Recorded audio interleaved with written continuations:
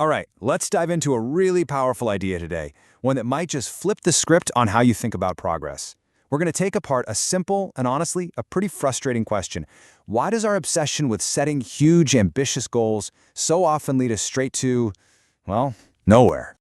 I mean, think about it. You know the feeling, right? That New Year's resolution to finally get in shape, the grand plan to launch that side hustle, or maybe the goal to write a book. It all starts with this massive burst of energy and excitement.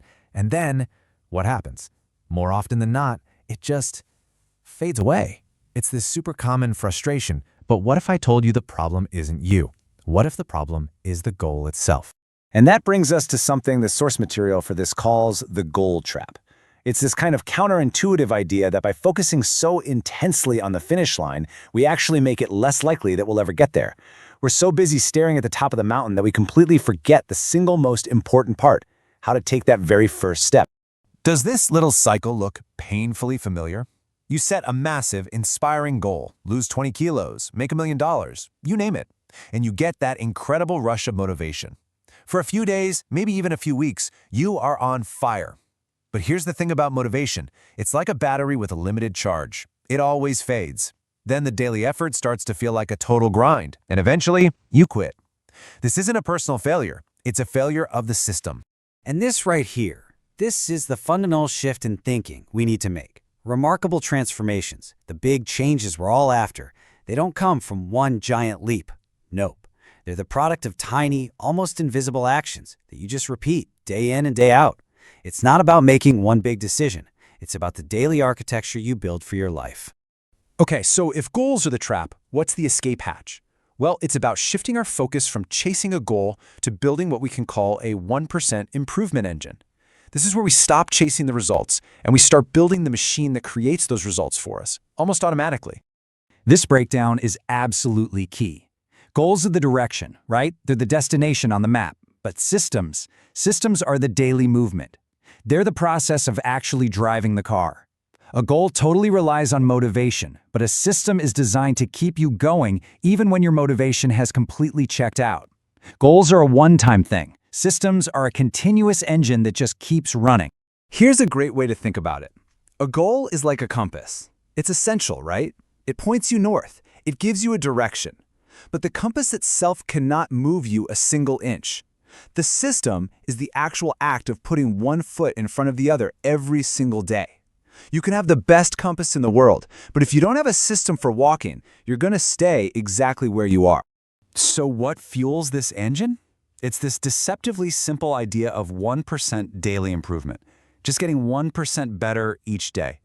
Now, the power here isn't in the size of the action, it's in the relentless consistency. It's so small that on any given day it feels totally insignificant, but the effect it has over time is, well, it's huge.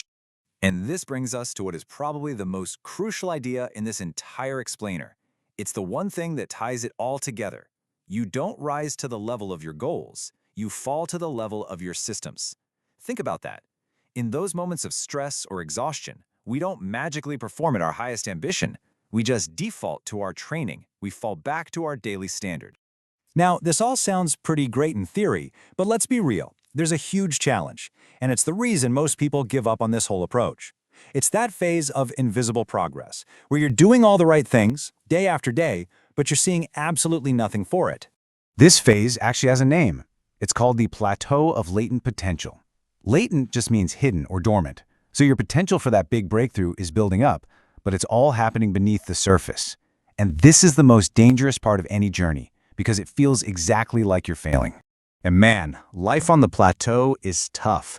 You're putting in the hours at the gym, but the number on the scale doesn't move. Your bank account isn't growing.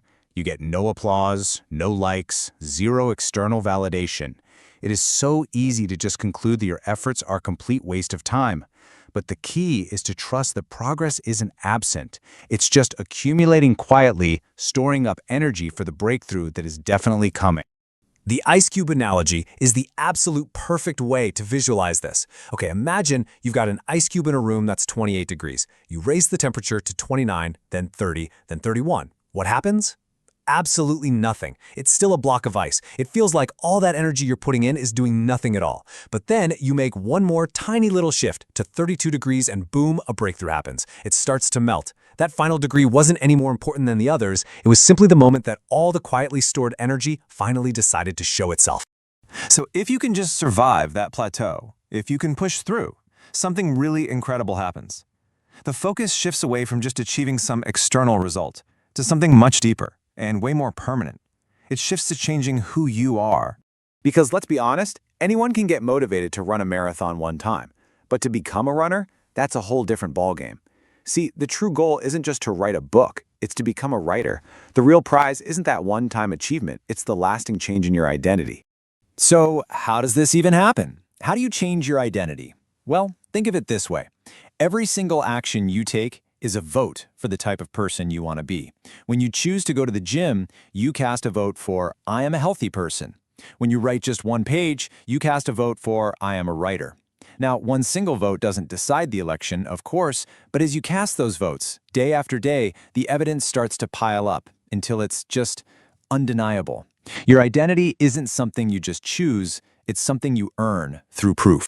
You can also think of it like building a mosaic. One tiny tile, a single workout, one healthy meal. It's pretty much meaningless by itself. It doesn't show you the final picture at all. But if you have a system for placing one tile perfectly every single day, then eventually they all come together to create this stunning, permanent, new image of who you really are.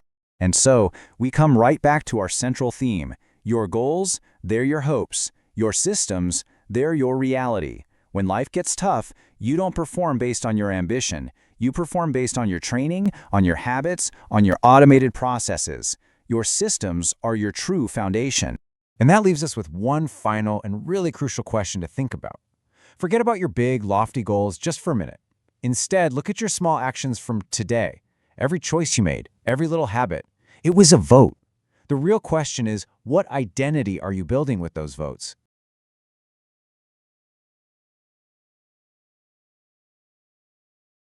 Okay, let's be real for a second. Think about that gym membership you bought, the one that's now just a plastic card in your wallet. Or that book you were so excited to read that's been sitting on your nightstand for weeks. We all start with these great intentions, right? But our motivation, it just seems to vanish. But what if motivation was never the real problem? Today, we're going to dig into the hidden blueprint behind why we do what we do and how you can become the architect of your own habits. So that's the million-dollar question, isn't it? Why does our willpower seem to fail us over and over again? We get that burst of inspiration, we feel like this time it's going to be different, but before we know it, we're right back where we started. It's so easy to blame ourselves, to think we just lack discipline. But what if we've been looking at this all wrong? What if the problem isn't with us, but with our strategy? And this quote just hits the nail on the head. The people who seem to have it all together, they're not superheroes with unlimited willpower. They're not constantly fighting this epic battle against temptation every single minute. Nope. Instead, they've cleverly built a world around themselves where doing the right thing is basically the path of least resistance. They depend on structure, not just brute force. And that, right there, is a total game changer. Because a structure is something any of us can build. Now, to build that structure, we first have to understand the engine that's running the whole show. It's called the habit loop. Just think of it like this little machine that's running on autopilot in the background of your brain. It's a simple, four-step process that quietly guides most of what you do every day, and you probably don't even notice it's happening. So here's how this machine works. First up, there's a cue. It's a trigger. Your phone buzzes on the table. You walk into a dark room. You smell coffee brewing. That cue leads to step 2, a craving. You suddenly want to check that notification. You want to be able to see. You want that cup of coffee. This craving then pushes you to a response. You grab your phone, you flip the light switch, you pour a cup. And finally, number 4, you get a little reward. The satisfaction of seeing that message, the relief of light, the pleasure of that first sip. Cue, craving, response, reward. That's the loop. And here's the really crucial part. Every single habit you have follows this exact same 4-step pattern. It doesn't matter if it's a good habit like brushing your teeth or a bad one like mindlessly scrolling through social media for an hour. It's all running on the same software. And once you can see that pattern, well, that's when you get the power to step in and actually rewrite the code. Okay, so how do we actually do that? How do we mess with the loop? This is where we get to the fun part, the control panel. These are the 4 laws of behavior change. Think of them as 4 simple levers you can pull to basically hijack your own habit loop and start building better ones on purpose. So here they are, our whole strategy, laid out nice and simple. Each of these laws lines up perfectly with one of the steps in the habit loop we just talked about. If you want to build a good habit, you make the whole process as smooth and awesome as possible. You make it obvious, attractive, easy, and satisfying. And if you want to break a bad habit, you just do the exact opposite. You make it invisible, unattractive, difficult, and unsatisfying. Simple, right? Let's break down that first one. The first law is all about that initial cue. You have to make it obvious. Look, your environment is way more powerful than you think. You want to start taking vitamins every morning? Don't hide them in a cabinet. Put the bottle right next to your coffee maker so you literally can't miss it. You want to practice guitar more often? Stop putting it away in its case. Leave it on a stand right in the middle of your living room. You're basically designing your world so the cues for your good habits are just everywhere. All right, next we have to tackle the craving, and we do that with the second law, make it attractive. It's no secret our brains love a good dopamine hit, so let's use that to our advantage. The trick is to link something you need to do with something you want to do. For example, maybe you make a rule for yourself, I only get to listen to my favorite podcast while I'm on the treadmill. All of a sudden, going for that run doesn't seem so bad, does it? Now for the third law, which tackles the response, make it easy. Honestly, this might be the most powerful one of them all. So many of us fail because we make our goals way too big and complicated at the start. You've got to reduce the friction. Make it so easy to do the good habit that it feels harder not to do it. Remember, when you're starting out, consistency is so much more important than intensity. And the absolute best way to make things easy is something called the 2-minute rule. So instead of a vague goal like read more, your new habit is read 1 page. Instead of I'm going to do yoga, your habit is just I will roll out my yoga mat. I mean, come on, anyone can do something for 2 minutes, right? The point isn't to stop there forever. The point is to master the art of showing up. It automates the beginning, and that's usually the hardest part.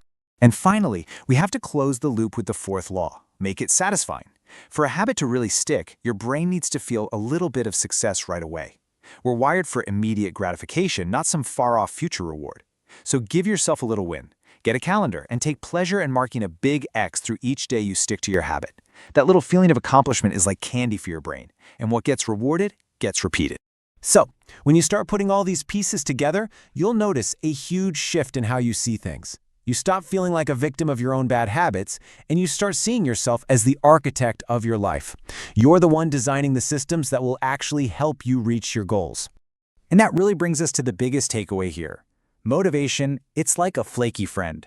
It's awesome when it shows up, but you can't really count on it to be there every day. But a well-designed environment, a solid system, now that's reliable. That's the structure that's going to carry you through on the days you just don't feel like it. You're no longer banking on willpower, you're banking on your design. So I'll leave you with this question. Using these 4 laws we just talked about, what is the one tiny 2-minute habit that you can start to architect today? Just pick one thing. Make it obvious, make it attractive, make it easy, and make it satisfying. Because the journey to real change doesn't start with some giant leap of faith. It starts with a single, small, and really well-designed step.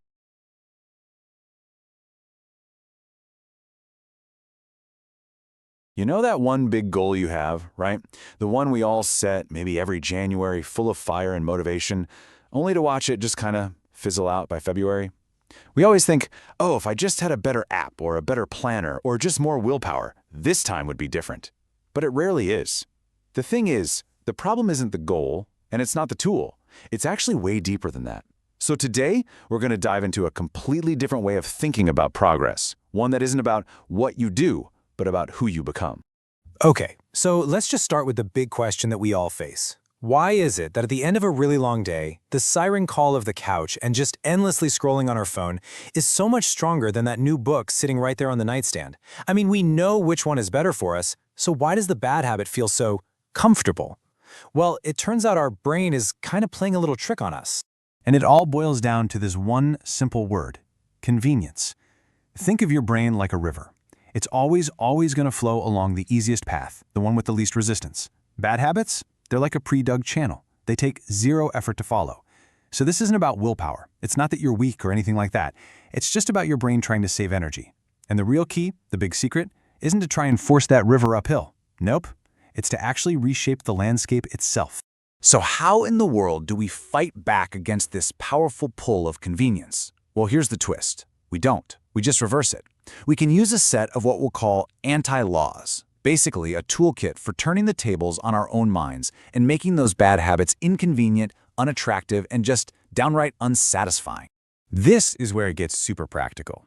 Instead of just trying harder, you become an architect of your own behavior. Think about that phone addiction. To make it invisible, you don't just put it down, you literally leave it in another room when you're working. To make it hard, maybe you log out of all your social media apps after each use, forcing yourself to type in the password every single time. And to make it unsatisfying, turn off every single notification that isn't absolutely essential. All of a sudden, checking Instagram requires actual effort, and your brain goes, you know what? Nah, not worth it. See? You're not fighting the urge, you're just removing the cue. Okay, so we've made our bad habits harder to do. That's a huge part of the battle. But what about building the good ones? This is where we shift from just simple tactics to a really fundamental philosophy of mastery. It's a move away from those flashy, intense, all-or-nothing efforts to something much quieter and, believe me, infinitely more powerful. And here is the fundamental split in how people think. Amateurs wait for motivation. They feel this big burst of inspiration, they go hit the gym for 2 hours straight, and they feel amazing, but then they don't go back for a week. The professional, on the other hand, understands that motivation comes and goes, so they just stick to the schedule. They show up and they do their 30 minutes, whether it's raining or shining, whether they're tired or energized. It's not about intensity, it's all about the relentless, steady rhythm of consistency. This is where the real work happens. It's not at the book launch or the sold-out concert. It's in those quiet, totally unglamorous moments.